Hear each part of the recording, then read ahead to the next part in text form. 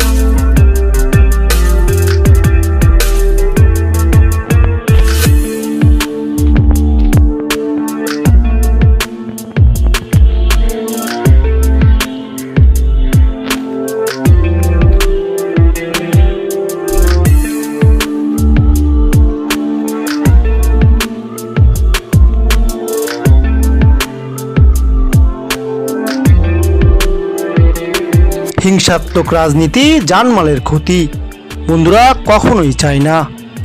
অত্যন্ত ভারাক্রান্ত মন নিয়ে ভিডিওটি তাই শেষ করছি। এতক্ষণ আমার সাথে থাকার জন্য সকলকে জানাই অসংখ্য ধন্যবাদ। সকলকে আসসালামু আলাইকুম।